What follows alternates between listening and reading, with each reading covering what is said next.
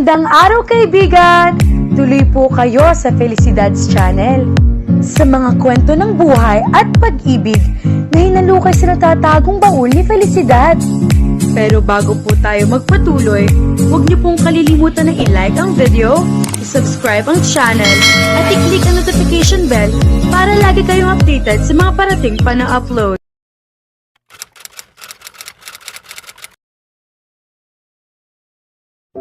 Matindi ang pagpintig ng aking ulo. Ang mapait na lasa ng suka sa likod ng aking lalamunan ay tila nagbabantang pilitin ang aking sikmura kahit halos wala ng laman. Nagpunta kaming magkakaibigan sa isang club kagabi at sobra-sobra ang nainom namin. Kahit ako mismo ay nagtataka kung paano ko pa nagawang makabalik sa aking flat. Alam kong hindi maiiwasan ang matinding hangover, isang bayaring sigurado ko nang daranasin pagkagising. Bumangon ako mula sa kama, napangiwi dahil sa matinding pag-ikot ng aking ulo. Oo, masaya ang gabi ng pag-inom, pero ang hangover ay tunay na nakakapinsala. Papabangon na sana ako nang marinig ko ang mahinang paghilik sa aking tabi. Noon ko lamang napansin ang umbok sa aking kumot, malinaw na may nakabalot doon. Hinawi ko ang kumot at tumambad ang hibla-hiblang kulay ginto na nakadikit sa isang tao, isang babae, malinaw na nasa maagang bahagi ng kanyang 20s. Unti-unting bumalik sa akin ang mga alaala ng nagdaang gabi. Talagang may kalalagyan ka, Jonas, bulong ko sa sarili. Alam ng taong iyon kung gaano ko kinasusuklaman ang mga babaeng mapagsamantala, pero hinayaan pa rin niya akong magwi ng kung sino-sino. Hinawakan ko ang kamay ng babae at marahas ko siyang inianga. Nagising siya na may kasamang maikling sigaw. Ano nang ginagawa mo sa bahay ko? Malamig kong tanong. Ikaw ang nagdala sa akin dito kagabi. Hindi mo ba naaalala, tugon niya, may banayad pang ngiti. Tinitigan ko siya, halos pumutok ang aking inis. Kahit galit ako, hindi ko na itangging maganda siya, mahaba ang tuwid na buhok, payat ang pangangatawan, maihubog ang balakang, at kaakit-akit ang tindig. Sandali! Ano bang iniisip ko? Malamang isa na naman siyang mapagsamantalang nakakita kung sino ako at sinundan ako habang lasing. Lumapit ako sa isang maliit na mesa, kumuha ng makapal na bungkos ng pera, at inihagis iyon sa kanya. Salamat kagabi. Maaari ka nang umalis, wika ko, pilit pinapakalma ang tono. Hindi siya mukhang natuwa, ngunit hindi ko na iyon inintindi. Habang papasok ako sa banyo upang simulan ang araw ko, narinig ko ang mabilis niyang paglapit sa akin. Pagharap ko, nasalo ko ang kamay niyang tila tatama sa akin. Sinubukan mo ba akong saktan? Tanong ko, bahagyang natatawa. Siguro nga nagkamali ako, hindi niya alam kung sino ang kaharap niya. Sa tingin mo ba isa akong tagapagbigay aliw sa iyo? Mariin niyang tanong. May angas sa kilos niya. Tiyak. At marahil higit pa roon, tugon ko ng mailamig. Marami na akong naranasang babae na kagaya niya. Mas maanghang ang ugali nito kaysa sa nakasanayan ko, pero hindi ito bago sa akin. Lumapit ako ng marahan, halos magdikit ang aming mga mukha. Huwag mo akong daanin sa paglalakad ng matalino. Alam ko kung paano mo ako nadala rito kagabi. Sigurado akong may ideya ka kung sino ako, ngunit tiniyak kong hindi mo kayang unawain ang lawak ng mga kakayahan at impluwensyang hawak ko. Sa loob ng 10 minuto, kaya kong gawin na para bang hindi ka kailanman umiral. Kaya kung alam mo ang ikabubuti mo, kukunin mo ang salapi at aalis ka ng tahimik. Binitiwan ko siya. Tila sapat ang takot na naibigay ko dahil pagbalik ko mula sa banyo, wala na siya. Gayunman, kinuha niya ang relo ko, hindi naman iyon malaking bagay. Ilang libo rin ang halaga, ngunit hindi naman iyon kabilang sa mga paborito ko. Marahil inakala niyang isa ako sa mga lalaking madaling itali at pagsamantalahan. Hindi ako pala relasyon. Karamihan ng babaeng nakilala ko ay may iisang katangian, pagiging mapagsamantala. Wala akong nakikitang dahilan kung bakit ko gugustuhing itali ang sarili ko sa ganoong uri. Aminado akong minsan ay nakikipagbiruan ako sa kanila kapag lasing ako. Kapag lasing, mahilig akong mapalapit sa mga babae. Kinuha ko ang cellphone ko upang tingnan ang oras, alas 9:45 ng umaga. Sobrang ayaw kong nahuli. Maaaring kumpanya iyon ng ama ko, ngunit ang pamamahala nito ang pinakapinahalagahan ko. Ito ang aking pangunahing prioridad. Kadalasan ay tinatawag akong adik sa trabaho ng ilan kong kaibigan, ngunit sa totoo lang, wala akong pakialam, lalo na't hindi naman ako marami talagang kaibigan. Nagpasya akong isuot ang aking pinstripe Armani 3-piece suit at ang bago kong Testoni dress shoes. Tumingin ako sa salamin upang tiyaking perpekto ang bawat detalye. Nagmamadali akong pumunta sa kusina upang uminom ng tubig at painkiller para maibsan ang sakit ng ulo. Magulo ang aking penthouse. Malamang naging magulo ang gabi namin. Hindi ito indahin ni Emerald. Tiyak kong lilinisin niya ang lahat at aalis bago ako makabalik. Isa siya sa pinakamahusay na katulong na maaari mong magkaroon. Pinapatay ako ng hangover. Pakiramdam ko'y talagang hindi maganda ang aking kalagayan. Pagdating ko sa aking garahe, napagdesisyonan kong gamitin ang Acura INS-X na modelong 2019 na hybrid supercar. Bagamat mayroon akong driver, hindi ko naman siya palaging kailangan dahil mas gusto kong ako mismo ang nagmamaneho. Ang pagmamaneho ang nagsisilbing paraan ko upang luminaw ang isip. Kailangan ko lamang ang aking driver kapag may opisyal na pagtitipon o kung may mga araw na hindi maganda ang pakiramdam ko. At saka, hindi talaga para sa driver ang mga Acura na modelo. Kailangan ko ngayon ng paglilinaw ng isip. Makalipas ang ilang minuto, nakarating ako sa gusali ng opisina. Ipinarada ko ang sasakyan sa aking pribadong parking area at pumasok sa loob. Marami ang bumati sa akin, ngunit dumiretso ako at hindi sumagot. Agad silang bumalik sa kani-kanilang mesa, gaya ng nakasanayan dahil kadalasan ay kinakabahan sila sa presensya ko. Ang pagiging batang pangunahing opisyal ng pamamahala ng isang multibilyong dolyar na kumpanya ay hindi madali. Pinananatili ko ang isang mabagsik at walang emosyon na pagkatao upang seryosohin ako. Hindi naman ako nababahala rito, sa paulit-ulit na pagkakataon ay napatunayan ko ng mas mahusay ako kaysa sa mga kaedad kong nasa parehong larangan. Hindi nila ako kayang tapatan. At alam nilang mas mabuting huwag silang humarang sa landas ko. Itinatag ng aking lolo ang konstruksyon na kumpanya at ipinasa ito sa aking ama na pinalawak pa ito at lalo pang itinaguyod. Kahit na ibinigay sa akin ang pamamahala 3 taon na ang nakalilipas, nakikilahok pa rin ang ama ko sa lahat ng mahahalagang desisyon. Balak kong palawakin pa ang kumpanya at higit pang pataasin ang antas nito. Hindi magtatagal at makikita niyang wala na siyang maidaragdag pa. Ako na ang magdadala rito sa susunod na yugto. Habang papunta ako sa aking pribadong elevator, dumaan ako sa fingerprint scanner na nasa pasukan nito. Mahalaga sa akin ang pribadong espasyo, at mahigpit ako pagdating sa seguridad.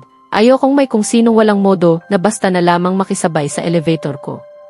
Pumasok ako sa elevator at umabot sa ika-6 na po palapag kung saan matatagpuan ang aking opisina. At kung nagtataka ka, oo, ganoon kalaki ang kumpanya ko. Magandang umaga, sir, bati ng sekretarya ko sa kanyang karaniwang mapanukso at malambing na tinig. Hindi ko siya pinansin gaya ng nakasanayan.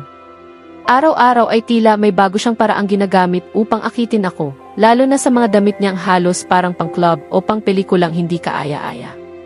Matagal ko na sanang tinanggal ang babaeng iyon, ngunit kailangan kong aminin, napakahusay niya sa kanyang trabaho. Kakaupo ko pa lamang nang may kumatok sa pinto. Siguradong si Ryan iyon ang aking assistant.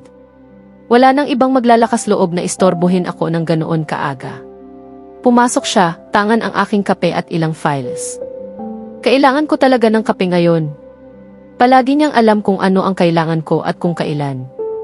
Magandang umaga, sir, sabi niya habang inilalapag ang mga dokumento at ang tasa ng kape sa aking mesa. Magandang umaga, tugon ko. Maaaring nagtataka ka kung bakit sinagot ko ang pagbati niya, samantalang iniisnab ko ang lahat. Heto ang dahilan, si Ryan lamang ang tanging taong kaya kong tiisin sa buong gusaling ito. Ang iba, sa walang katapusang pagyuko at pagkukunwari, talagang nakakabaliw. Sir, tumawag po ang inyong ama. Ipinapasabi niyang dapat ninyo siyang tawagan kaagad pagdating ninyo, dagdag niya. Sinabi ba niya kung anong dahilan? Tanong ko. Hindi po, sir, sagot niya, maihimig ng katiyakan. At sir, ito na po ang mga file na ipinabasa ninyo. Tapos ko na. Kailangan na lamang ng inyong pirma. Mabuti, Ryan. Iwan mo na lamang sa mesa. Maaari ka nang umalis, sabi ko habang ipinapaalis siya. Tahimik niyang isinara ang pinto paglabas. Hindi ko maiwasang magtanong sa sarili kung bakit tumawag ang aking ama. Hindi maganda ang relasyon namin at kadalasan ay dumidiretso lang siya sa akin kapag may mahalagang bagay o kung talagang may kinalaman sa negosyo. Kinuha ko ang aking telepono at sinubukang tawagan siya. Ilang ulit itong nagring bago niya sinagot. Magandang umaga, Dad, bati ko habang naglalakad papunta sa malaking bintana ng opisina. Napakaganda ng tanawing city skyline mula roon. Gustong-gusto ko ang nakapapawi nitong epekto, lalo na ngayon dahil sa tensyong dulot ng pakikipag-usap sa ama ko, bukod pa sa pangyayari kaninang umaga na sariwa pa sa isip. Magandang umaga, anak, tugon niya. Kanina pa kita sinusubukang tawagan. Dad, ano ba ang kailangan ninyo, putol ko. Diretso agad sa punto eh. Kita kong hindi ka pa nagbabago, sabi niya, tila amused ang tono.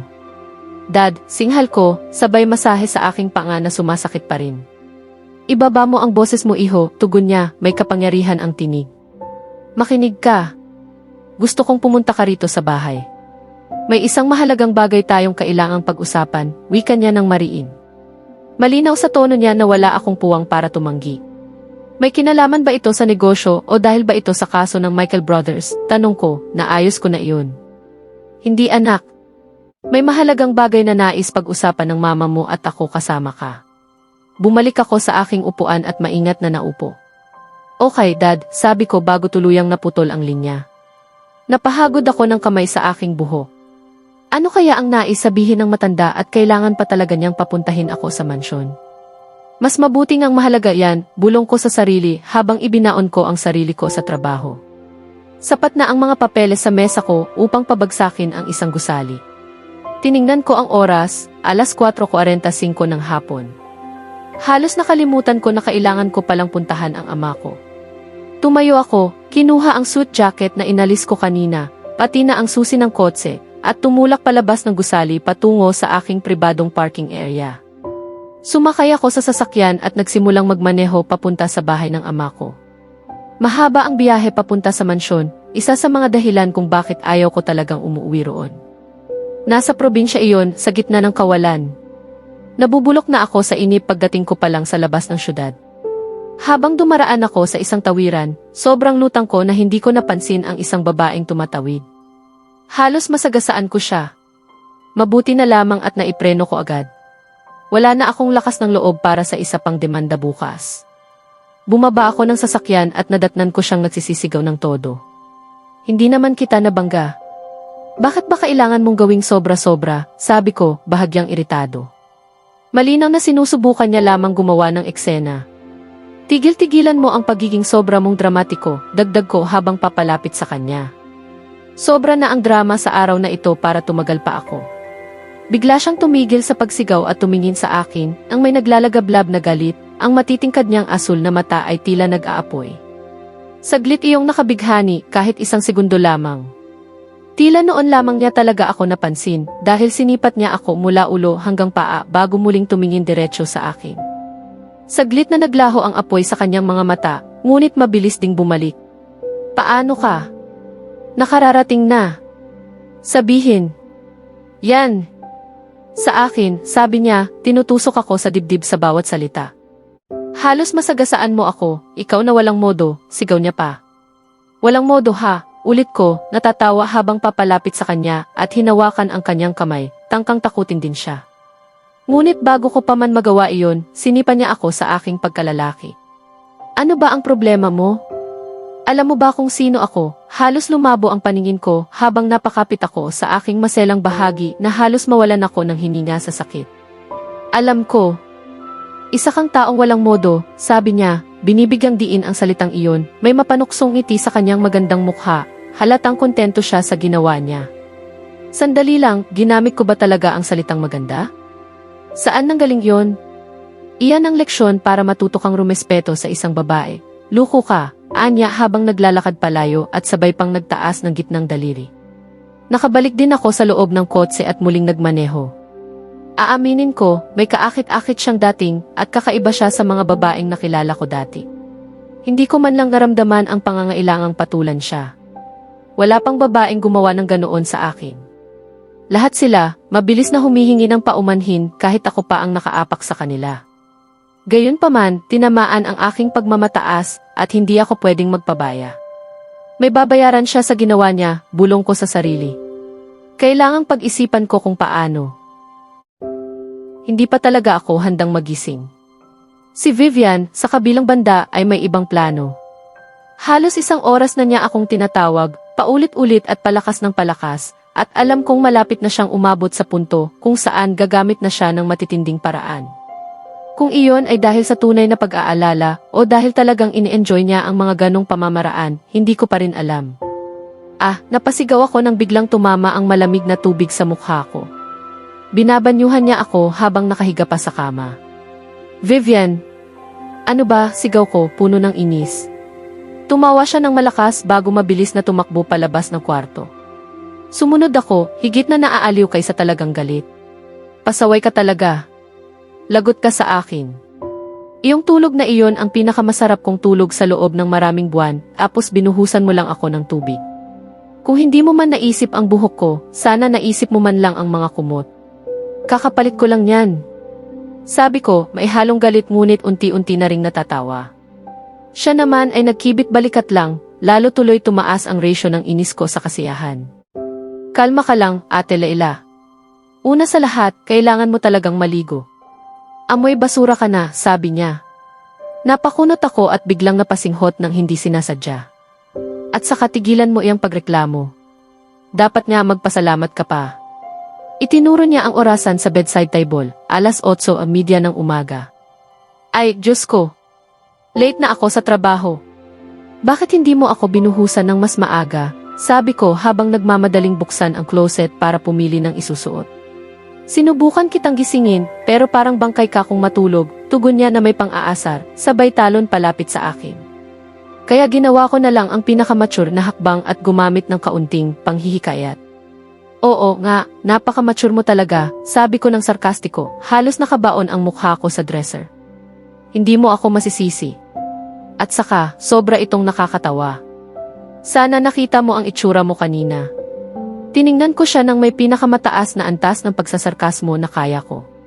Sige na nga, maligo ka na. Ako na ang pipili ng isusuot mo, ayos, sabi niya habang marahang itinutulak ako papunta sa banyo. Pagkatapos ay sinimulan niyang halungkatin ang closet ko, para bang siya ang may-ari nito. Pero hindi ko siya masisisi, late na ako. Nang makita niyang hindi pa rin ako kumikilos, tinaasan niya ako ng kilay habang itinuro ang maliit na orasan sa tabi ng kama. Sige na, sige na. Maliligo na ako, sabi ko habang taas kamay na sumuko at nagmamadaling pumasok sa banyo. Hindi pa ako nakaranas ng mas mabilis na paligo sa buong buhay ko. Lumabas ako ng banyo na nakatapis, pinupunasan ang sarili ko ng pinakamabisa kong magagawa. Hindi ko na hinugasan ang buhok ko dahil wala na akong oras para patuyuin pa. Nakapili na si Vivian ng isusuot ko. Lagi akong may tiwala sa panlasa niya pagdating sa damit. Napili niya ang isang puting dress na hanggang tuhod, walang manggas, may mga itim na detalye, at may mga disenyo ng parang baging mula liig pababa. Ipinpares pa niya ito ng mataas na sapatos na may pencil heel, malamang mas mahal pa kaysa dapat kong ginagastos. Mabilis kong sinuot ang damit at nagsuklay. Mahaba at natural na kulot ang aking blonding buhok, umaabot hanggang kalagitnaan ng likod ko. Mahal na mahal ko ang buhok ko, hindi lang dahil kakaiba ito, kundi dahil lagi nitong ipinapaalala sa akin ang mama namin. Hindi talaga ako mahilig sa makeup, hindi tulad ni Vivian. Wala rin naman akong oras kung gugustuhin ko man. At sa totoo lang, wala rin ako sa mood. Naglagay lang ako ng lip balm at bahagyang nagpowder sa mukha. Matagal na akong nagsusumikap upang suportahan ang sarili ko at ang kapatid ko. Namatay ang aming mga magulang ilang taon na ang nakalipas dahil sa isang aksidente sa sasakyan. Si Papa ang nagmamaneho noon, pauwi sila mula sa isang kasal na dinaluhan nila nang biglang may sasakyang sumalpok sa kanila mula sa kung saan. Kalaunan ay napag-alamang lasing ang nakabangga. Umabot siya sa korte at nakulong ng ilang panahon. Ngunit ang mga magulang ko, hindi man lang nakarating sa ospital. 20 taong gulang lang ako noon, nasa huling taon na sa kolehiyo. Kinailangan kong akuin ang responsibilidad na alagaan ang kapatid kong 15 pa lamang. Ang mga kamag-anak namin ay dumalo lamang sa libing, pagkatapos ay umalis na walang pakialam kung paano kami mabubuhay. Nagtrabaho ako bilang part-time na waitress bago ako graduate. Sa kabutihang palad, bagamat medyo hindi komportable, nakatulong ang kwento namin upang makahanap ako ng trabaho agad pagkatapos ng graduation dahil medyo sumikat ang pangalan ng kapatid ko dahil sa nangyari. Ngayon ay 25 na ako at nagtatrabaho sa pinakamalaking kumpanya ng moda sa buong estado. Isa akong designer. Mahal na mahal ko ang pagdidisenyo ng mga damit at malalim ang aking passion para sa trabahong ito. Nagmadali akong bumaba habang sumisigaw ng mga bilin kay Vivian. Nakatira kami sa isang simpleng apartment na may 2 silid, maliit na kusina at isang banyo. Hindi iyon ang ideal kong tirahan, ngunit hindi rin naman masama. Ligtas ang kapitbahayan at iyon lang ang kaya ko noong panahon na iyon. Isara mo ng maigi ang pinto kapag umalis ka para pumasok, Vivian. Oo na, Ate Leila. Umalis ka na, sobra-sobra na ang mga bilin mo, pwede ka nang magpatakbo ng planta ng sasakyan, sigaw niya mula sa kwarto sa itaas. Nag-aaral si Vivian sa isang kolehiyong hindi kalayuan sa apartment namin. Lumabas ako ng apartment at bumaba ng hagdan. Sa sobrang pagmamadali ko, buntik ko pang mabunggo si Robert, ang kapitbahay namin. Para na siyang ama sa amin, isang middle-aged na lalaking napakabait sa akin at kay Vivian at itinuring na rin kaming parang mga anak. Magandang umaga, Robert. Mabilis kong bati. Magandang umaga, Cupcake, tugon niya, nakangiti habang niyakap ako. Kailangan ko nang umalis, late na ako.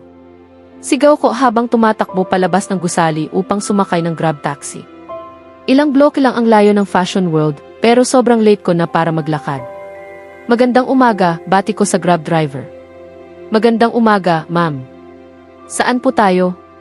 Magalang niyang sagot. Sa Fashion World po at pakiusap, pakibilisan lang. Makalipas ang ilang minuto, nakarating ako sa trabaho. Agad akong bumaba at binayaran ang driver na halatang nakaintindi sa pagkaapurado ko dahil sa paraan niya ng pagmamaneho.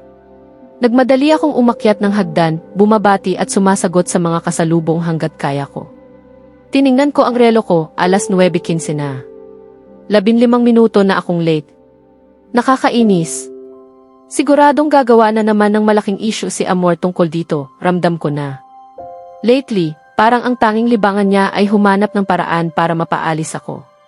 Naiinggit siya dahil mas madalas mapili ang mga disenyo ko kaysa sa kanya, kaya ginawa na niya itong hindi lubos na lilihim na misyon na mapatanggal ako. Nagmadali akong pumasok sa opisina ko at ang nadatnan ko ay tunay na nakakagalit. Nandoon si Amor, nakaupo sa upuan ko, may mapanuyang ngiti sa labi. 15 minuto ka ng late, Laila, sabi ni Amor habang lumalapit sa akin.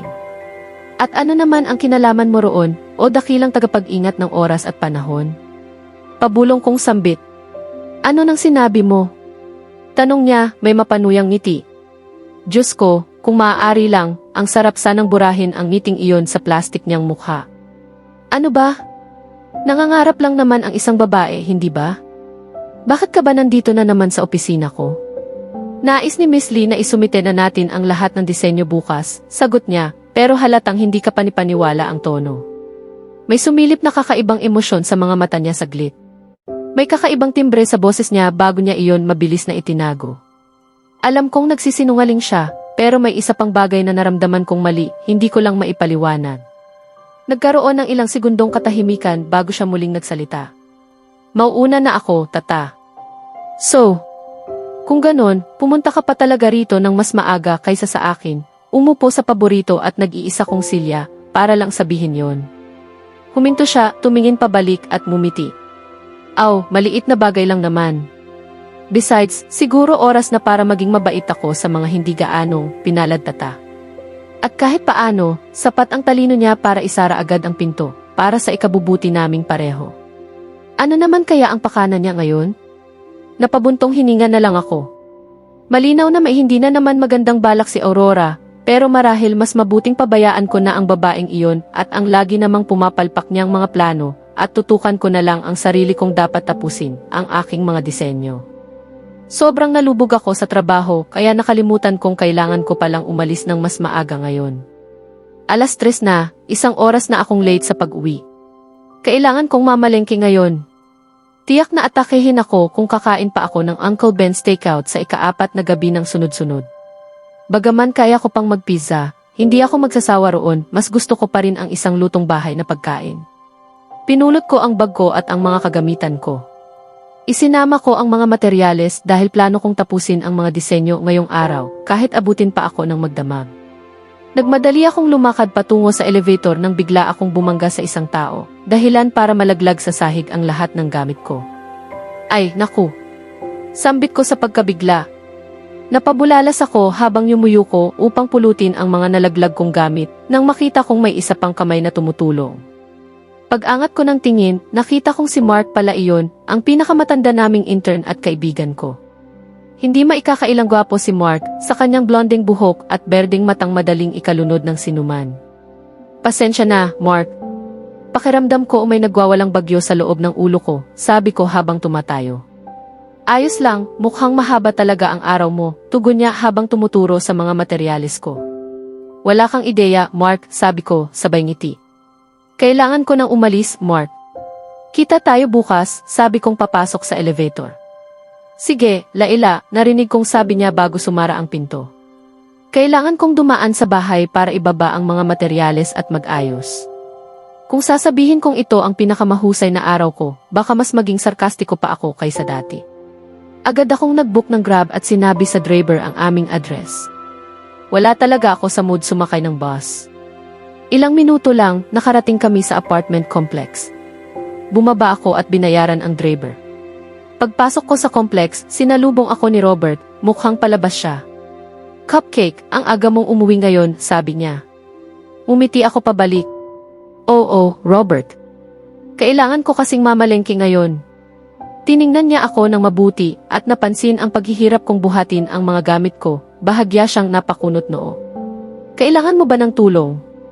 Tanong niya, sabay turo sa mga hawak ko. Ayos lang, Robert, kaya ko.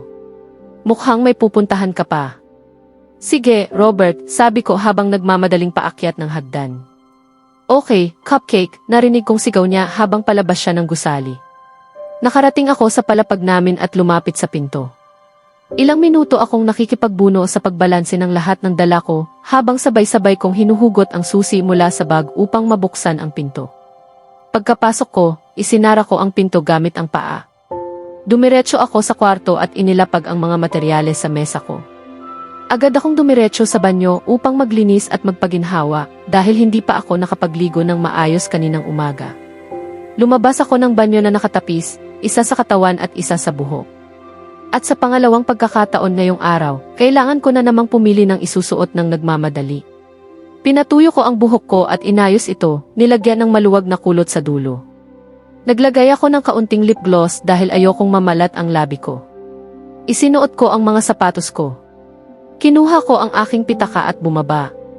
Inilapag ko ito saglit sa mesa habang nagtungo ako sa kusina. Binuksan ko ang refrigerator at kumuha ng inumin at ilang natirang pizza. Dahil sa bahay ng kaibigan niya matutulog si Vivian ngayong gabi, solo ko ang buong apartment. Pagkatapos kumain, naghugas ako ng pinggan saka nagtungo sa pinto.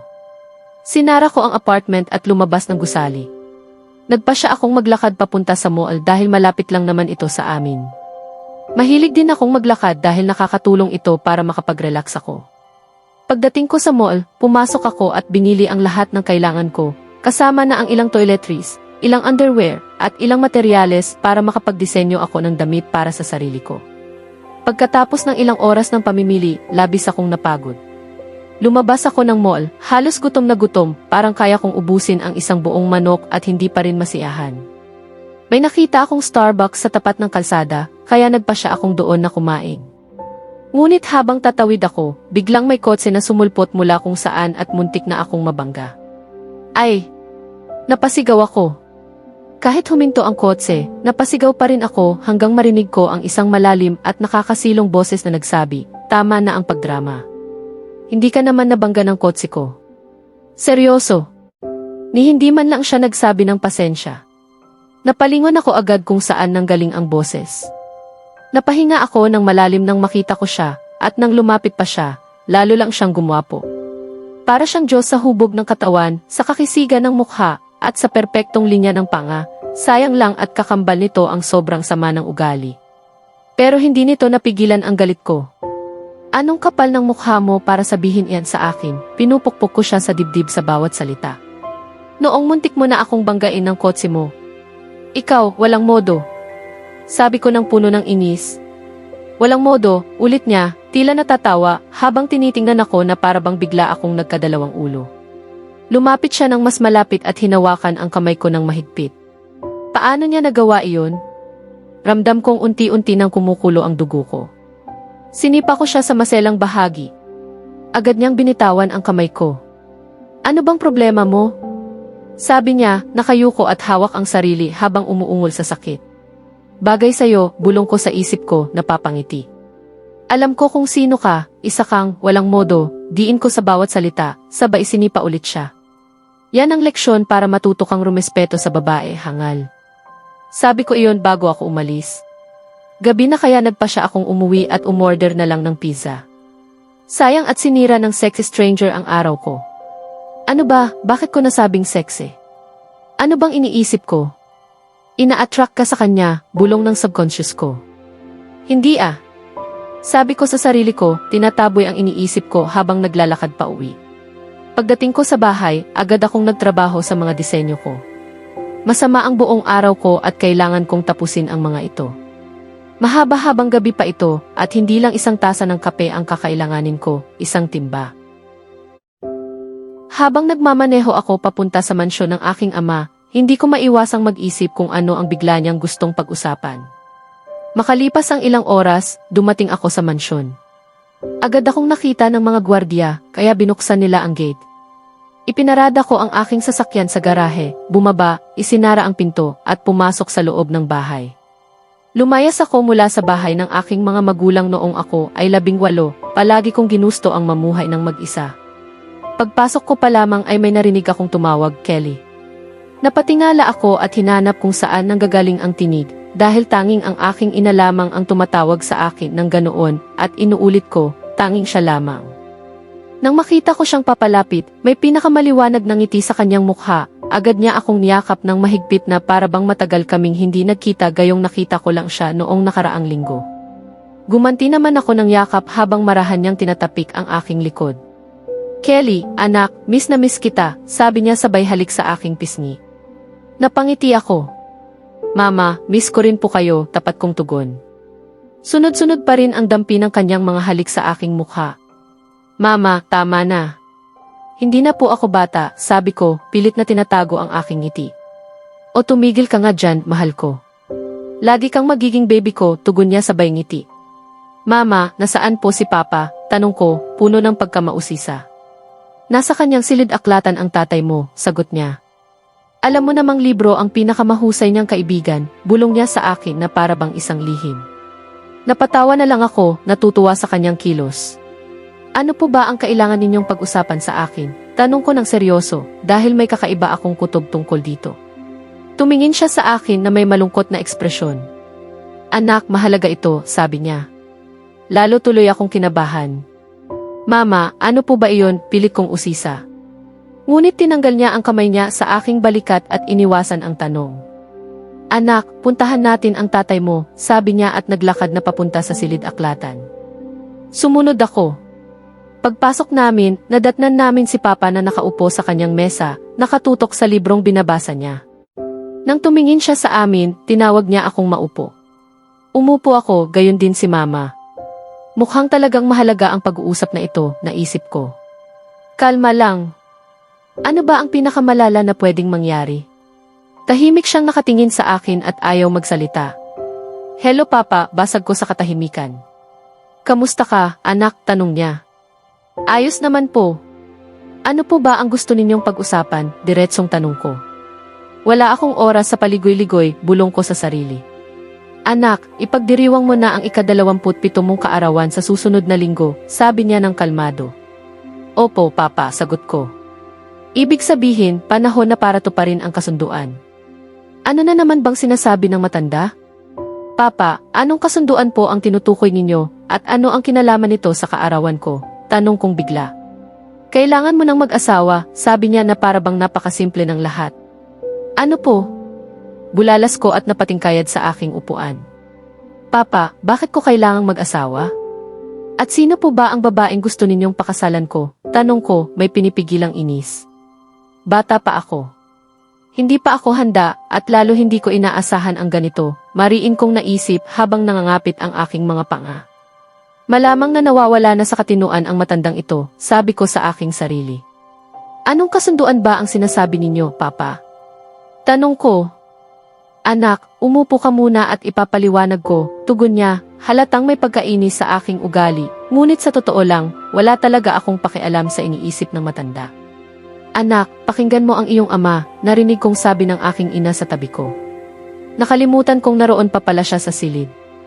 Napakalma ako nang marinig ko ang boses niya, kaya muli akong umupo at hinintay ang paliwanag ni Papa. Napabuntong hininga siya bago nagsalita. Ang lolo mo ay iniligtas noon ni Carter Ramos, sabi niya na para bang nagkukwento ng nakainis na kwento bago matulog. Noon ay nagsisimula pa lamang ang lolo mo bilang negosyante at itinatayo pa lang niya ang kumpanya sa konstruksyon. Galing siya sa isang business trip nang siya ay na-hold up, binaril at iniwang nakahandusa sa gilid ng daan. Gabi iyon sa isang liblib na lugar at walang gustong tumulong dahil takot silang mabiktima rin. Hanggang may isang taong naawa at dinala siya sa ospital, kung saan siya nailigtas. Doon nila natuklasang magkaklase pala sila noong kolehiyo. Lubos na nagpasalamat ang lolo mo at gusto niyang masuklian ang ginawa ng kanyang kaibigan. Ngunit tumanggi si Carter at wala siyang hinihinging kapalit. Ang lolo mo, na ayaw kailanman magkaroon ng utang na loob na hindi nababayaran, ay nagpilit na gumawa ng paraan upang masuklian ang ginawa ni Carter Ramos. Dahil sa pagpupursige ng lolo mo, napilitan silang magkasundo at gumawa ng isang kasunduan. Ano po ang napagkasunduan nila, Papa? Tanong ko, halatang hindi na mapakali. Hindi ko gusto ang ganitong klaseng kwento na sigurado na namang mauwi sa sapilitang pagpapakasal ko.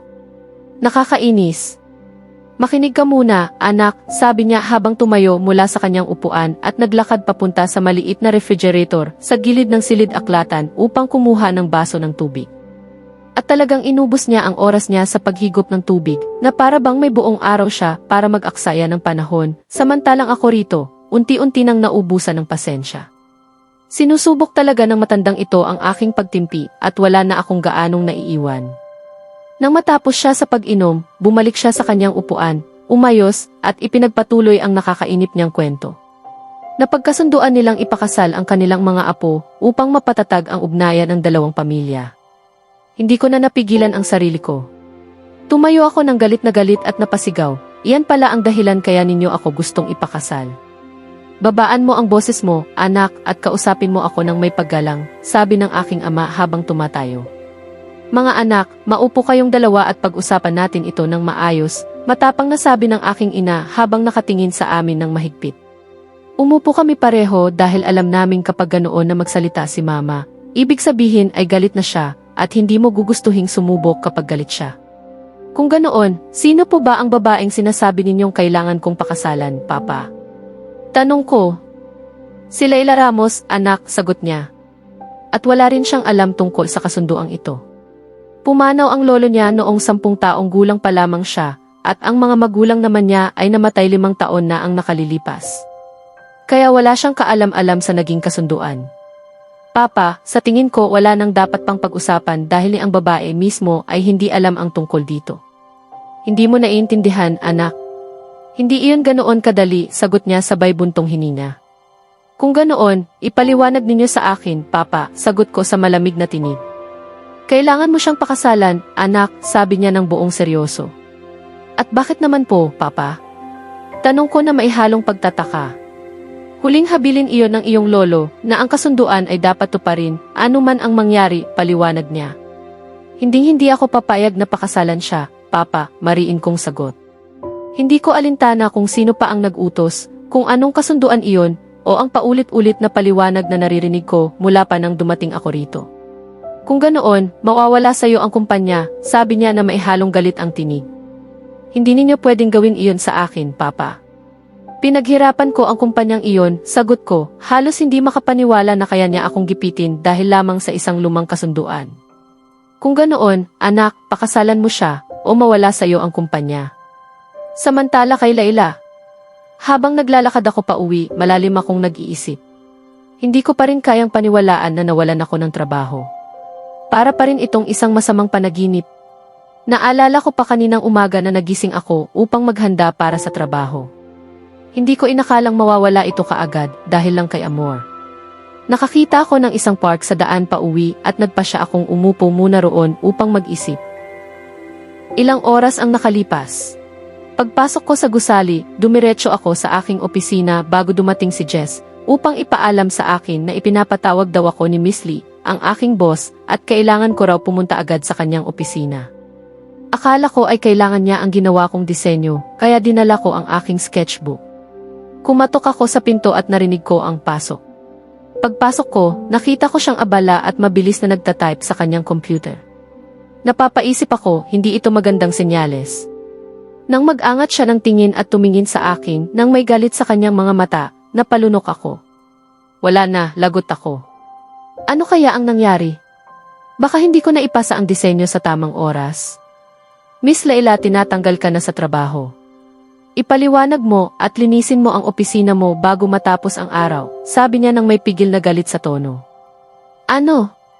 Tinatanggal? Hindi ako makapaniwala. Naramdaman kong naninikip ang dibdib ko at halos maiyak.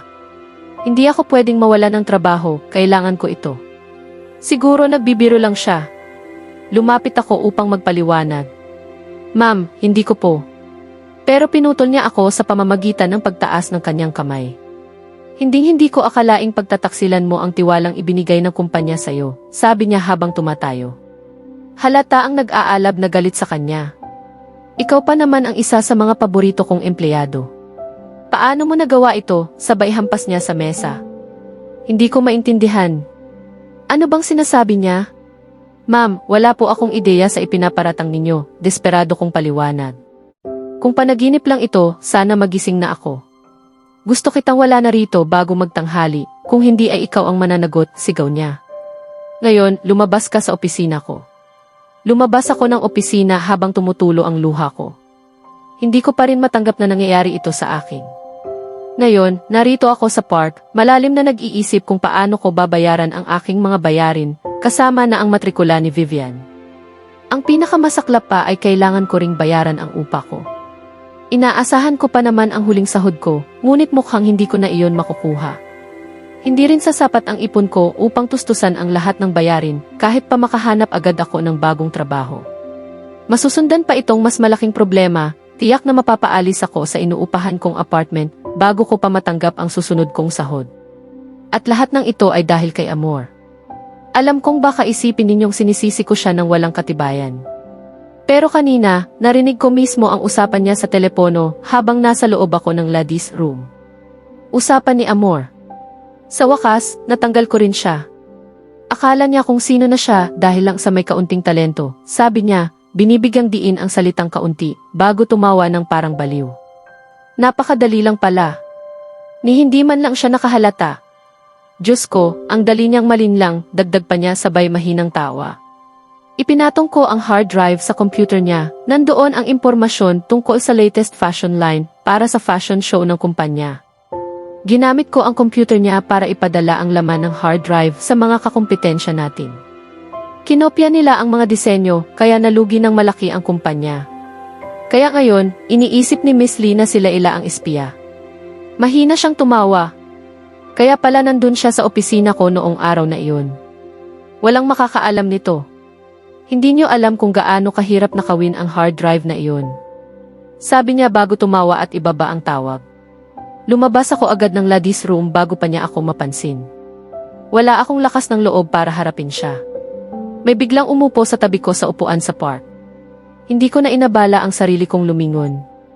Ngunit narinig ko ang isang pamilyar at kaakit-akit na tinig na nagsabi. Ano ang dahilan ng lungkot ng isang dating palaban na reyna? Napalingon ako ng mabilis, halos parang mapipitpit ang liig ko, at nakita ko na siya ang parehong estrangherong halos makabangga sa akin gamit ang kanyang sasakyan at nakipagsalitaan pa ng walang galang noon. Napansin niya ang pagkagulat ko at nagsimulang lumabas ang mapang-asar niyang ngiti. Ayos. Pwede pa bang mas lumala ang araw na ito? Kung hindi mo gets, oo, maihalong sarkasmo iyon. Umuwi ako noong gabing iyon at pinag-isipan ng mabuti ang tungkol sa kasunduan. Sa huli, napagdesisyonan kong pakasalan sila. Ngunit balak kong pagsignin sila sa isang kontrata na nagsasaad na maghihiwalay kami pagkatapos ng 1 taon. Hindi ko kayang itali ang sarili ko sa isang babaeng halos hindi ko kilala. Hindi ko maintindihan kung bakit kailangang kasal ang napili ng lolo ko. Seryoso, ni hindi man lang niya ako naawa ang paborito niyang apo. Nasa opisina ako ngayon. Tinawagan ko kanina ang matalik kong kaibigang si Tony para hingin ang lahat ng detalye tungkol sa kanya. Kung gusto niyong malaman, mahusay na detective si Tony at eksperto rin sa computer, kaya niyang pumasok sa kahit anong database. Napatigil ako sa pag-iisip nang tumunog ang cellphone ko. Nang tingnan ko kung sino ang tumatawag, nakita kong si Tony iyon. Dali-dali ko iyong sinagot. Anong balita, Tony? May update ba? Tanong ko nang hindi mapakali. Gusto ko nang malaman ang lahat tungkol kay Laila para masimulan ko na ang plano ko. Tumawa lang siya sa tanong ko. Ano na naman kayang nakakatawa? Naguluhan ako. Naku, may nagmamadali ng malaman ang tungkol sa magiging misis mo. Aw, ang sweet naman, sagot niya sa matinis na tinig. Sigurado akong nakangisi ang mokong. Huwag na kayong magtanong kung paano ko alam, kilalang-kilala ko na ang tarantadong iyon. Papunta na ako sa opisina mo, sabi niya sabay baba ng tawag. Kasabay noon, may kumatok na sa pinto. Sumunod ang boses ng mokong, pwede po ba akong pumasok, Mr. Aboitiz? Lintik, dati naman basta-basta na lang siyang pumapasok nang hindi kumakatok. Sino ba ang niloloko niya? Pumasok ka na rito at tigilan mo ang pang-aasar, sigaw ko habang hinihagod ang buhok ko sa inis. Pumasok si Tony na may hawak na folder na pinaghihinalaan kong naglalaman ng impormasyon tungkol kay Laila at mayroon pa ring nakakatawang ngiti sa mukha. Umupo siya at itinaas pa ang isang paa sa mesa ko. Naiisip ko na agad ang iba't ibang paraan upang patayin siya sa isipan lang, syempre. Nang igiit niya ang sarili at pumitik sa harap ng mukha ko. Tumawa pa ang loko. Tigil-tigilan mo ako at sabihin mo na ang detalye tungkol sa kanya, singhal ko, sabay hampas ng kamay sa mesa. Kalma lang, sir.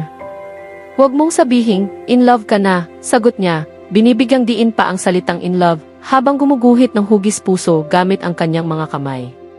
Tiningnan ko siya gamit ang isa sa mga kilala kong nakamamatay na tingin, yung klase ng tingin na ibig sabihin ay sobra na ang pang-aasar mo, manahimik ka na kung ayaw mong mapahamak.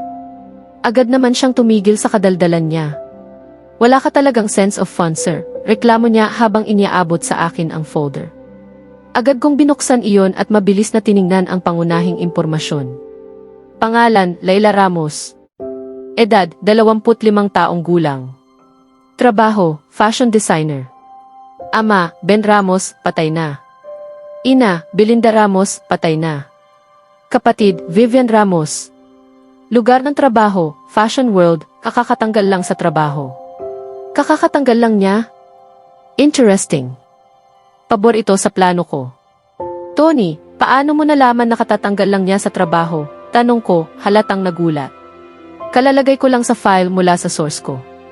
Natanggal ang magiging misis niyo ngayong umaga, sagot niya, nakangisi. Hindi ko na pinansin ang huling sinabi niya. Isinara ko ang folder at inilagay sa drawer ng mesa ko. Tony, may picture ka ba niya? Tanong ko habang isinasarado ang drawer. Meron, sir. Heto, sagot niya habang kinukuha ito mula sa bulsa ng kanyang suit. Kinuha ko ang larawan at tumitig dito. Agad ko siyang nakilala, siya ang babaeng muntik ko nang mabangga kanina at nakipagsagutan pa sa akin. Napangiti ako habang nakatingin sa larawan. Panahon na para sa ganting lakad, bulong ko sa sarili ko. Pagsisisihan niyang ginulo niya ako. Habang nakatitig ako sa litrato ni Laila, hindi ko na malayang may nanakaw ng ngiting sumilay sa aking labi, isang nakakatawang bagay dahil bihira naman talaga akong ngumiti. Para bang nakahinga ako ng maluwag dahil siya nga ang hinahanap ko. Pag-angat ko ng tingin ay nakita kong abala si Tony sa pag-type sa kanyang telepono. Pare, nasaan siya ngayon? Tanong ko nang walang anumang ekspresyon sa mukha. Umiti pa talaga siya. Nasa park siya, sagot niya. Agad akong nagsalita sa intercom. Ryan, kanselahin mo ang lahat ng dinala mong meeting para sa araw na ito. May personal akong aasikasuhin. Mahina kong narinig ang sagot na, opo, sir. Tony, alin sa mga park ang tinutukoy mo? May halos 100 sa buong syudad, sabi ko, halatang napipikon. Pinagtitripan pa niya ako. Kalma lang, pare. Nasa Joggers Park siya, sabi niya, habang natatawa. Hindi ko talaga maintindihan kung ano ang nakakatawa. Mukhang siya na ang nasisiraan. Kinuha ko ang cellphone mula sa mesa at inilagay iyon sa loob ng aking suit pocket. Nagbigay ako ng senyas kay Tony na kailangan na naming umalis. May nagmamadali, bulong pa niya, kaya tinignan ko siya ng matalim. Ano ang sinabi mo? Tanong ko habang nakataas ang kilay. Binibigyan ko siya ng pagkakataong ulitin iyon. Makalipas ang ilang segundo ng matinding titigan, napabuntong hininga siya. Wala pare, anya, tila natalo. Akalain ko nga, tugon ko na may bahagyang ngisi, sabay tapik sa pisngi niya. Pabulong kong sinabi, good boy. Agad niyang inalis ang kamay ko mula sa kanyang pisngi, may kunot ang noo at nauna nang lumabas ng opisina. Napatawa ako at sumunod sa kanya. Paglabas namin ng opisina, naglakad kami papunta sa elevator. Sinalubong kami ng aking sekretaryang kilala sa pagiging palangiti at palalandi, na gaya ng dati ay nakasuot ng masikip na bestidang halos hindi na nag-iiwan ng espasyo para makahinga. Dalawa lang talaga ang tao sa floor na iyon, ang aking personal assistant at ang sekretarya, kaya't hindi ko na siya pinansin. Sumakay kami sa aking pribadong elevator pababa sa ground floor. Pagdating naming dalawa sa pribadong parking area, pumasok kami sa aking kotse, at ako na mismo ang nagmaneho papunta sa park. Pagkalipas ng ilang minuto nang walang tigil na pagsigaw ni Tony ng mga kantang nasa radyo, na sa totoo lang ay parang pinapaslang niya ang bawat nota, at halos itulak ko na siya palabas ng sasakyan dahil sa boses niyang nakakabulabog. Sa wakas ay nakarating kami sa park.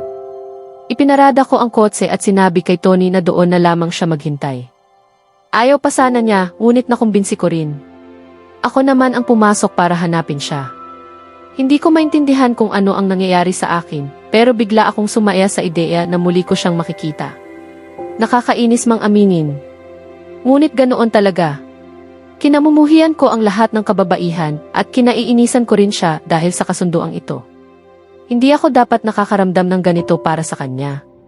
Tinitiis ko lang siya alang-alang sa kumpanya, wala nang iba. Agad ko siyang nakita, nakaupo sa isang upuang malapit sa lugar na pinaglalaruan ng mga bata. Lumapit ako at napansin kong malalim ang kanyang iniisip, may bakas ng lungkot sa maganda niyang mukha. Maganda? Ano ba? Tumigil ka nga, sabi ko sa sarili ko. Hindi ako nag-iisip ng maayos. Nagpa siya akong umupo sa tabi niya. Halos hindi niya napansin ang presensya ko, halatang malayo ang isip. Makalipas ang ilang minutong pakiramdam ko'y isang buong oras, saka ako nagsalita. Ano nang dahilan at malungkot ang isang palaban na reyna? Tanong ko habang bahagyang lumalapit. Nang lingunin niya ako, nakita ko sa mga mata niya na nakilala niya ako. Hindi ko napigilang umiti ng bahagyang may pagmamataas dahil sa gulat niyang ekspresyon. Nang laki at nagulat si Layla. Nagpapanik siya. Ano nang ginagawa niya rito? Bakit napakalapit niya? Bakit ba ganyan siya tumitig? At higit sa lahat, bakit may ngising ganon sa kaakit-akit niyang mukha? Kaakit-akit. Naku naman. Isa siyang hangal. Pero ang sabi ng isip ko, isa nga siyang hangal pero kaakit-akit. Tumigil ka, sabi ko sa sarili ko, pilit na sinasara ang argumento ng aking subconscious. Sa wakas, matapos ang ilang segundong katahimikan na nakabibingi, nagsalita rin ako. Anong ginagawa mo rito? Walang modo, tanong ko ng may bagong tapang, at lihim kong pinuri ang sarili ko dahil hindi ako nabulol. Napahalakhak siya at parang musika sa pandinig. Kayang-kaya kong pakinggan iyon buong araw. Palaban ka pa rin. Bakit ka narito mag-isa? Tanong niya, may aliw sa tingin. Nakakatawa kumbaga dahil may bansag kami sa isa't isa. At sa totoo lang, mas mahusay ang naisip ko. Iyong kanya ay halatang walang effort. Palaban. Talaga? Wala man lang mas malikhaing ideya. Hindi mo na iyan kailangang malaman, walang modo, sagot ko ng may matigas na ekspresyon. Marunong din akong makipaglaro, hambog, bulong ko sa sarili. Bago pa man siya makasagot, biglang may lumabas na lalaki mula sa likuran ng puno at sumigaw. Sabihin mo na kasi sa kanya pare, 20 minuto na akong naghihintay dito. Ano na naman ang ginagawa mo rito? Hindi ba't sinabi kong maghintay ka sa kotse? Sabi ni walang modo habang tumatayo mula sa upuan, halatang inis. Napaka-kontrolado niya, paano kaya siya nakakautos ng ganyan? Grabe, bastos talaga. Naburyong ako, pare, sagot ng lalaki sa tono ring walang gana, bago paanas na nagbulong, sobrang kontrolado. Napangiti ako, pinipigilan ang sarili na tumawa ng malakas. Sa totoo lang, gusto ko na agad ang taong ito. Ako nga pala si Tony. At ikaw naman, magandang binibini, sabi ng lalaking katabi ni walang modo, sabay abot ng kamay niya para makipagkamay, may malaking ngiti sa gwapo niyang mukha. Ay, ang gwapo niya. Pero hindi kasing gwapo ni walang modo, singit ng subconscious ko. Kadiri, hindi ako makapaniwalang sinabi mo iyon, sagot ko sa kanya. Ano ngayon? Marunong lang akong humanga sa gwapo, tugon niya, ipinagtatanggol ang sarili. Napailing na lang ako sa loob-loob ko. Kita ko namang masama ang tingin ni walang modo kay Tony, para bang gusto niya itong sakalin. Layla. Pero pwede mo akong tawaging Lay. Sabi ko sabay abot ng kamay para makipagkamay kay Tony. Sa kasamaang palad, iba pala ang balak niya. Hinawakan niya ang kamay ko, inilapit sa kanyang labi, at hinalikan iyon ng banayad at may pagtagal. Napakagandang pangalan para sa isang napakagandang babae, sabi niya sabay taas baba ng kilay, dahilan para mapatawa ako ng mahina. Ngumiti siya at bumulong, itong masyadong kontroladong lalaki dito, si Kelly. Napatawa ako sa sobrang kakyutan niya. Hindi niya alam na napapagaan niya ang loob ko matapos ang isang nakakapagod na araw. Pero syempre, kailangan talagang sumingit ni Kelly. Ano bang sinabi mo sa kanya? Tanong ni Kelly sa masamang tono. Wala, pare, sinasabi ko lang kung gaano kakabait, sagot ni Tony sabay kindat sa akin. Napatawa ako at lalong nagustuhan ko ang bago kong kaibigan. Tinapik ni Kelly sa ulo si Tony, dahilan para mapaaray. Dahan-dahan naman, pare, hindi ang hairstyle. Alam mo kung gaano katagal akong tumingin sa salamin para ma-perfect ito. Reklamo ni Tony habang inaayos ang buhok niya. Napahalakhak talaga ako. Ibang klaseng makakita ng isang ganap na lalaki na umasta na parang bata. Layla, may mahalaga akong dapat pag-usapan sa'yo, sabi ni Kelly sa seryosong tono. Tiningnan ko si Tony, wala na ang kaninang saya sa mukha niya. Nakakapanibago. Ano bang kailangan mong sabihin sa akin? Tanong ko, puno ng kuryosidad. May mahalaga lang akong sasabihin, sagot niya, may bahid ng sarkasmo sa boses. Sino ba siya para utusan akong makipag-usap na para bang pag-aari niya ako? Wala man lang paliwanag, paano kung isa pala siyang mamamatay tao? Hindi ko siya lubos na pinagkakatiwalaan. Layla, tawag niya, ipinabalik ako mula sa pagkalubog sa sarili kong isip. Kailangan nating mag-usap ng pribado, kaya sasama ka sa akin sa bahay ko. Hindi naman iyon kalayuan mula rito, sabi niya sa isang tonong para bang lagi siyang nasusunod. Ano? Sasama ako sa bahay mo, tanong ko, halatang nabigla. Plano mo ba akong dukutin, seryoso kong tanong. Napatawa si Tony, halatang natutuwa. Sinisindak mo na siya, pare, sabi niya kay Kelly. Ano nang magagawa ko kung umasta siyang parang batang nagpapanik, sagot ni Kelly, halatang nainis, sabay haplos sa kanyang panga. Sasama ka ba sa akin? Oo o hindi. Tanong niya sa akin, may tono ng hamon. At hindi ako natatakot sa kanya. O baka, oo. Hindi, sagot ko ng buong tapang, isang sagot na agad ko ring pinagsisihan. Kung ganon, gagawin na lang natin ito sa mahirap na paraan, sabi niya, biglang binuhat ako at isinampa sa balikat niya. Ay! Napasigaw ako, sinisipa at pinapalo siya sa likod, pero napakalakas ng hawak niya, kaya hindi ako makawala. Ang sigaw ko ay nakatawag pansin sa ilang tao sa park na ngayon ay nakatingin na sa amin. At si Kelly, sa pagiging hambog niya, ay nagsabing, pasensya na po. Inuuwi ko lang ang nobya ko para sa isang sorpresa. Malumanay ang tono niya kaya napasimangot ako lalo. Hindi ko nga matanda ang kaya niyang magkaroon ng nobya. Tama ba, mahal? Tanong niya pa. Halos mabilaukan ako sa salitang mahal. At lalo pa nang pinalo niya ang puwit ko ng bahagya, kaya napaaray ako. Sumagot ka, baby, utos niya. Wala na akong lakas makipagtalo sa demonyong ito, kaya tumango na lang ako at mahinang nagsabing, oo. Tony, tulungan mo ako, bulong ko habang naglalakad si Tony sa likuran namin. Umiti lang siya. Pasensya na, baby doll. Ikaw muna dyan. Wala akong laban, sabi niya, puno ng tuwa ang mga mata. Napairap ako sa isip ko, sinasabing huwag nang magtiwala kahit kanino mula ngayon. Magkita na lang tayo mamaya, pare. Mag-enjoy ka, sigaw ni Tony, tumatawa habang naglalakad palayo. Nakabalik kami sa sasakyan ni walang modo, oo, bumalik na ako sa pagtawag sa kanya ng ganoon dahil karapat-dapat naman siya.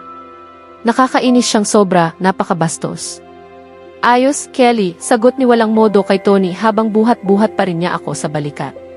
Tumigil na ako sa pagsipa at paghampas, mas malakas siya kaysa sa akin, kaya wala namang epekto. Ipinasok niya ako sa sasakyan, isininturon ako, sinarado ang pinto, at saka siya naglakad palibot upang umupo sa driver's seat. Patuloy akong sumisigaw habang nakatingin sa mahili, sa nangunguhanga lalaki na may nakakalokong ngiti sa labi. Pinaharurot niya ang makina at nagsimula kaming bumiyahe papunta sa di ko alam kung saan, malamang sa lugar kung saan niya ako papatayin at ililibing. Kaya nagsimula na akong magdasal, humihingi ng tawad sa lahat ng nagawa kong mali nang putulin ng mangingidnap ang tahimik kong pamamaalam. Layla, kumalma ka. Hindi kita papatayin o kung ano man ang iniisip ng utak mo. Gusto lang kitang kausapin, sabi niya sa napakatapat at kalmadong boses. Natahimik ako, hindi dahil naniniwala ako sa kanya, kundi dahil napakatapat ng tono niya. O baka dahil ang ganda ng tunog ng pangalan mo sa labi niya, bulong ng subconscious ko. Tumigil ka nga, singhal ko sa sarili ko. Tinitigan ko siya ng may halong inis at pagdududa, at kung mai-laser vision lang ako, baka natunaw na siya. Si Kelly, na nakatutok sa pagmamaneho pero ramdam ang titig ko, ay nagsalita, tigilan mo iyang tingin. Kailangan ko lang talagang gawin yon.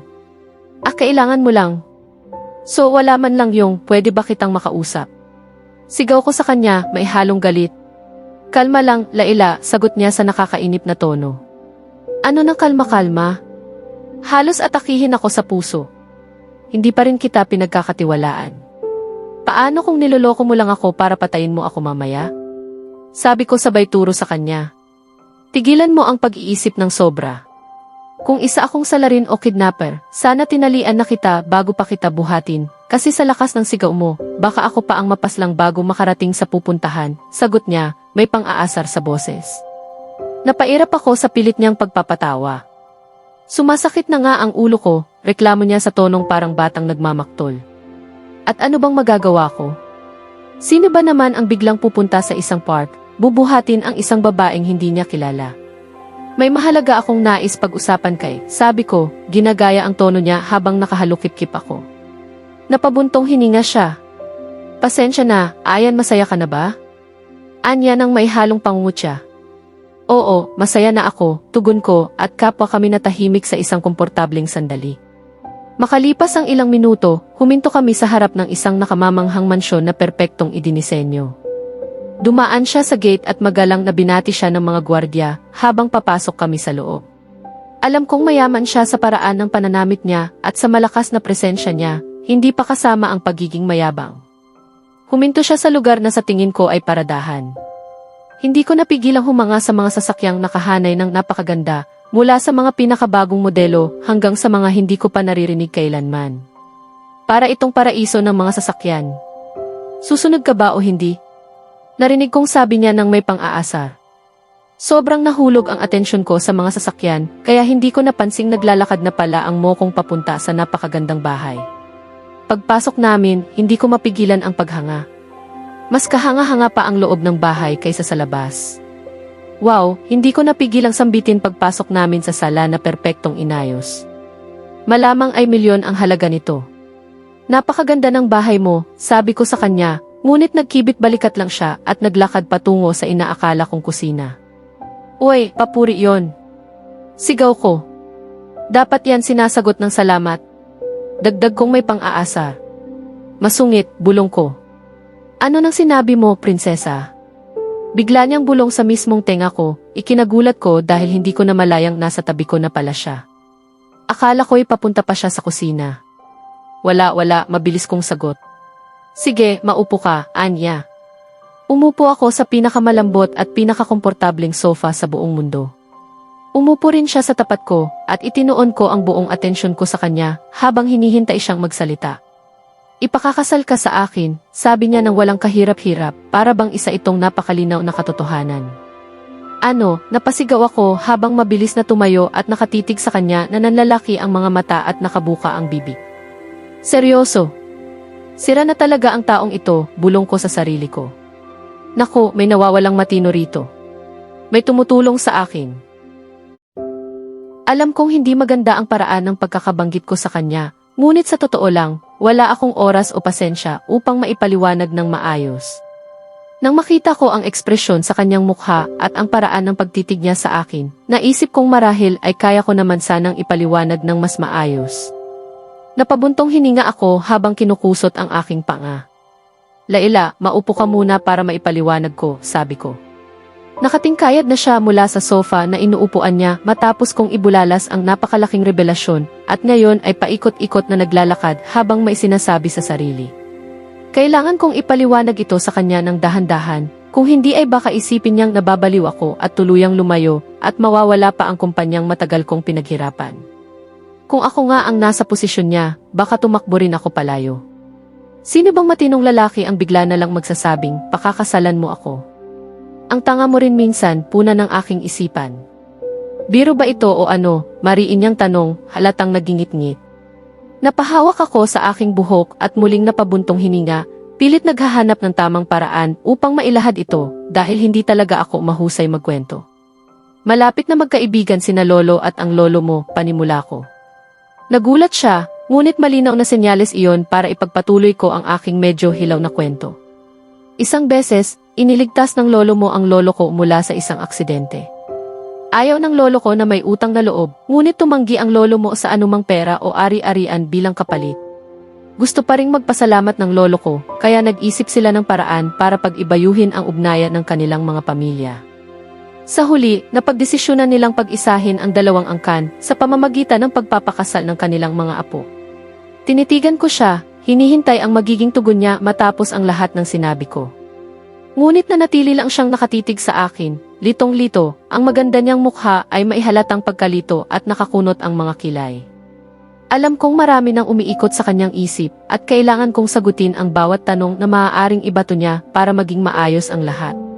Inihanda ko ang sarili ko para sa susunod pang mangyayari. Tinitigan ko siya, hindi ko alam kung paano tutugon sa napakalaking revelasyong ibinagsak niya sa akin. Hindi kailanman nabanggit ng mga magulang ko ang tungkol dito, hindi tungkol sa kasal, o kahit anumang may kinalaman sa ganitong usapan. Pagtingala ko sa kanya, nakita kong nakatingin din siya sa akin. Napakarami kong tanong na gustong ilabas sa sandaling iyon.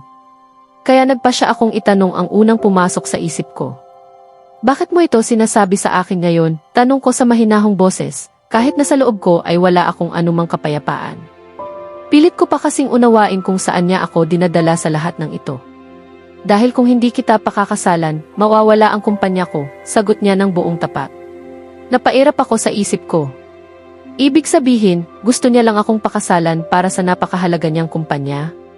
Paano naman ang kaligayahan? Wala ba siyang pakialam doon? Ako meron. Laila, tawag niya sabay pitik ng daliri sa harap ng mukha ko. Tila napansin niyang masyado akong nalulunod sa sarili kong pag-iisip at tama siya. Hay, sagot ko, kahit nananatili pa rin akong nasa ulap ng aking mga iniisip. Bakit mo mawawala ang kumpanya kung hindi mo ako pakakasalan? Tanong ko ng tuluyan kong makawala sa sarili kong pagkalito. At kailan pa ako naging ganito kapoetika? Talaga namang ginugulo ng mukhang iyon ang ulo ko. Dahil huling habilin iyon ng lolo ko, napakasalan kita. At nais ng ama ko na tuparin ang kahuli-hulihang hiling ng kanyang ama. Kaya kung hindi kita pakakasalan, mawawala sa akin ang kumpanya, sagot niya na may bahagyang kayabangan sa tono. Napailing ako. Siguro iniisip niyang matutuwa ako sa ideyang iyon. Napakataas talaga ng tingin niya sa sarili. Hindi ko kayang magpakasal sa isang aroganting tao tulad niya. Matagal ko ng pangarap na makapag-asawa ng isang Prince Charming. Isang taong magmamahal sa akin ng buong buo, hindi isang taong tila wala sa katinuan at nais lang akong pakasalan dahil sa isang kumpanyang mawawala kung hindi niya gagawin. Nakakainis. Sobrang nakakainis. Hindi kita pakakasalan, Kelly, sabi ko ng buong katotohanan.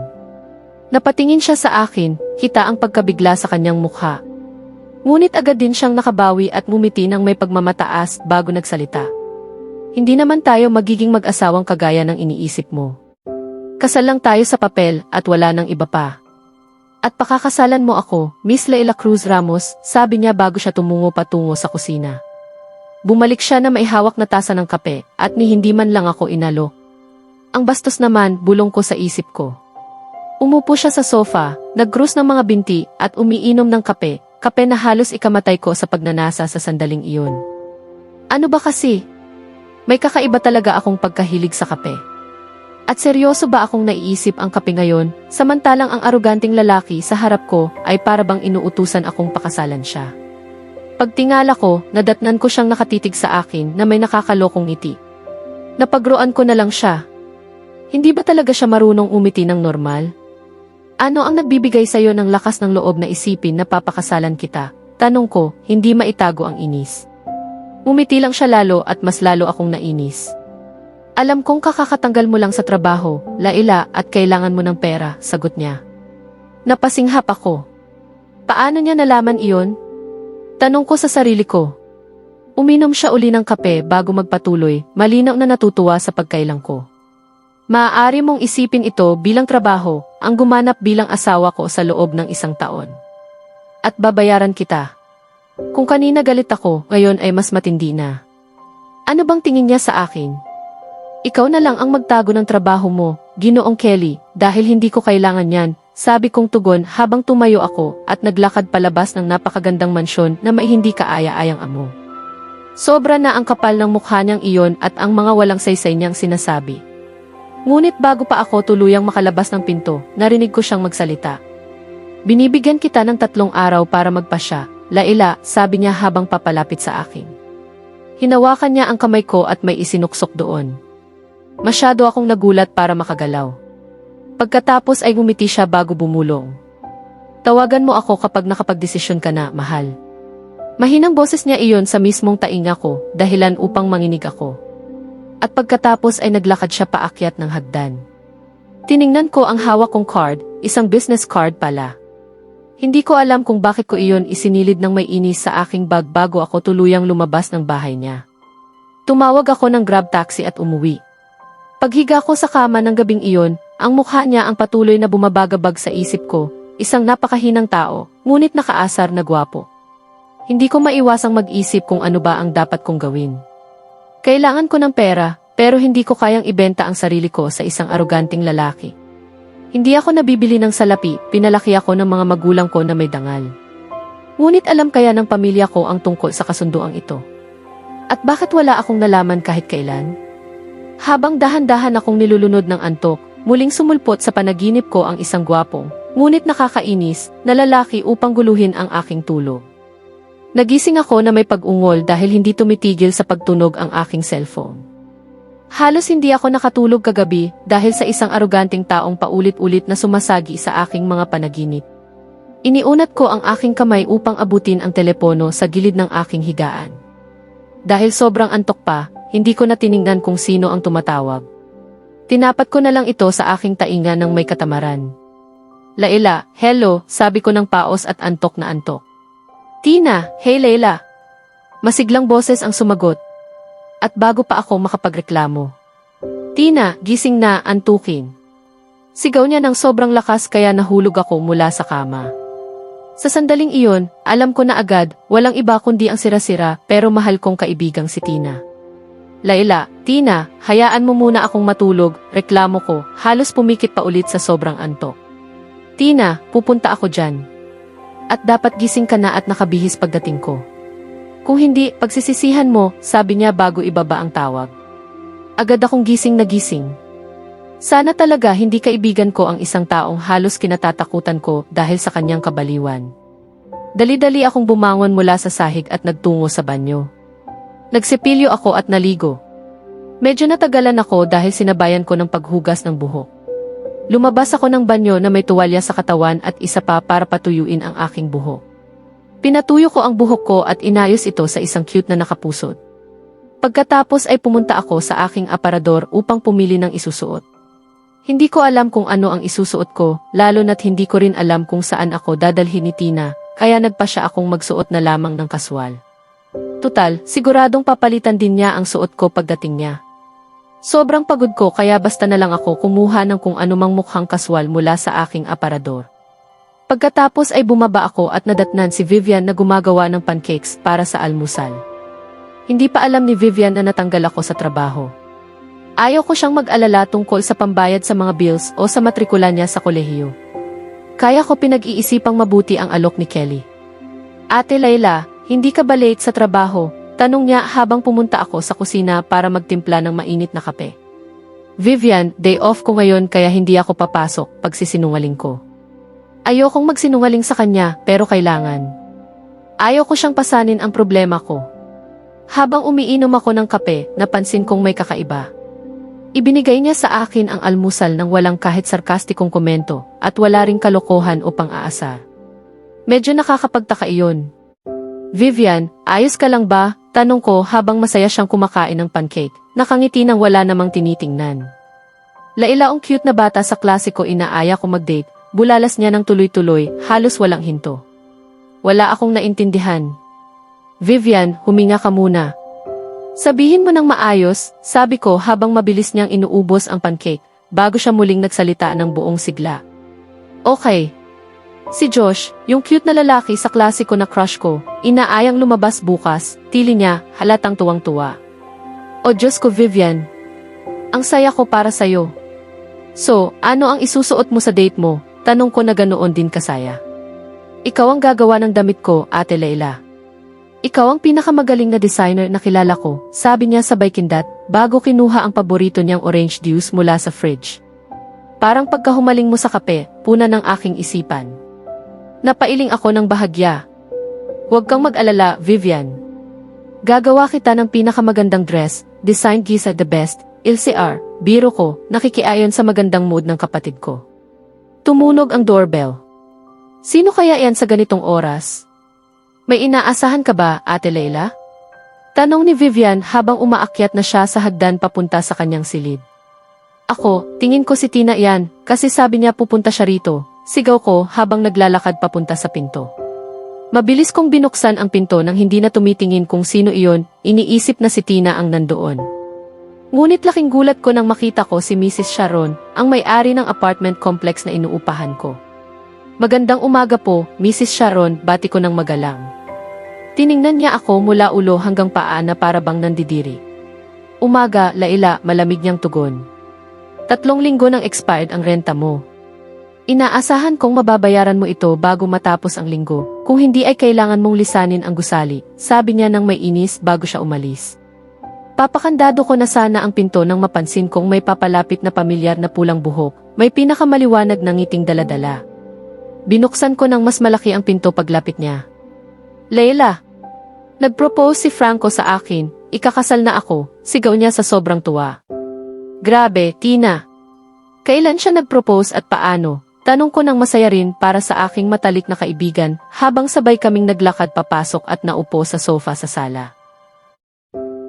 Nagpasya kaming dalawa ni Tina na lumabas at kumain sa paborito naming restaurant, ang Flat White Espresso. Isa itong cute at maaliwalas na lugar na may masasarap na pagkain at doon kami palaging kumakain. Gusto naming makapagkwentuhan dahil 3 buwan siyang nawala para sa sorpresa niyang bakasyon kasama ang kanyang high school sweetheart at kaibigan ko rin na si Franco.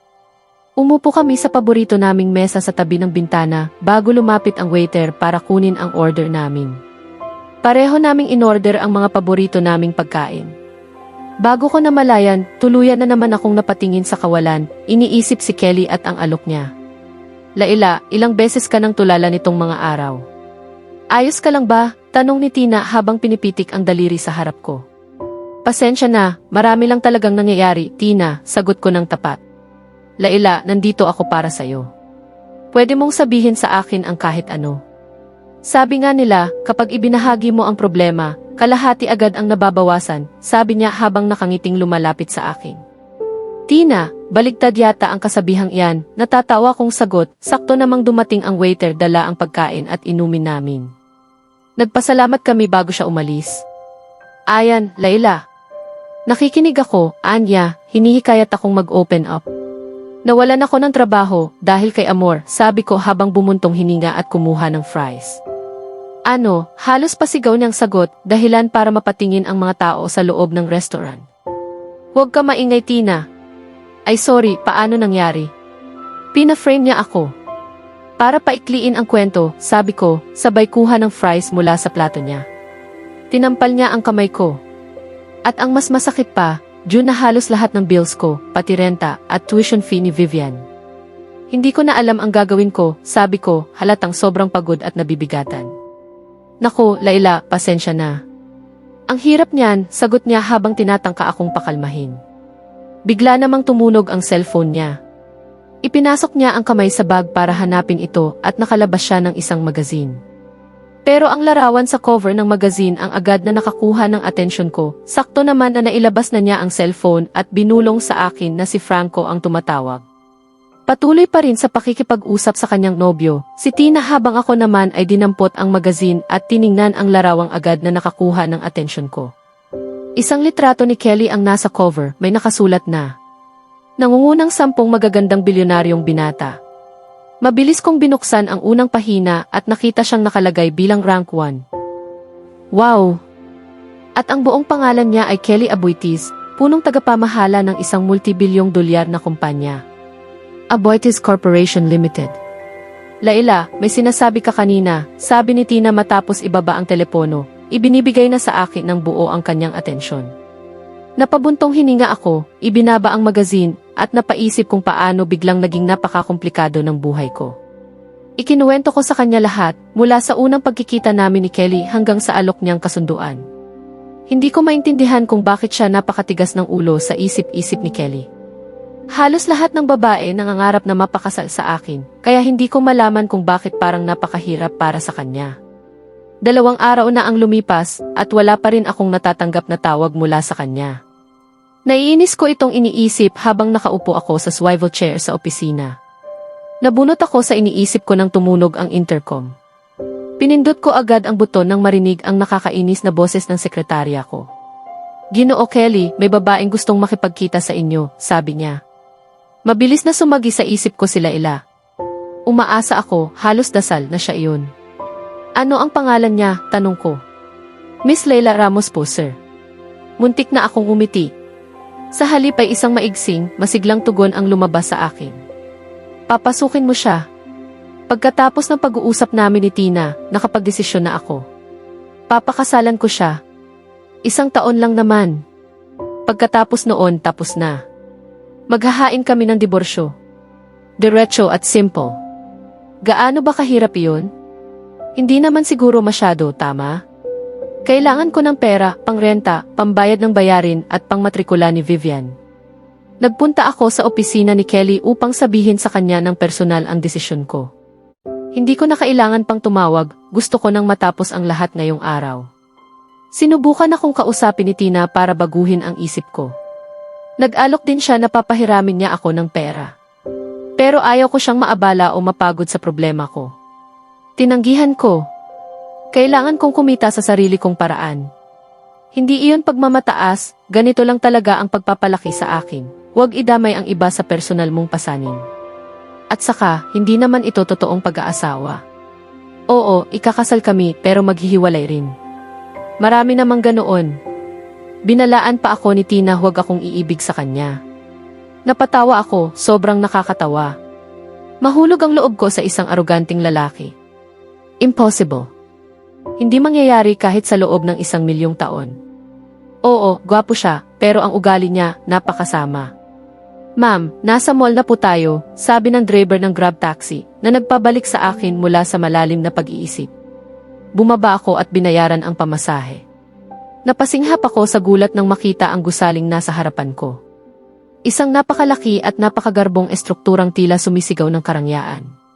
Nakasulat ng malaki sa tapat nito ang Aboitiz Corporation Limited.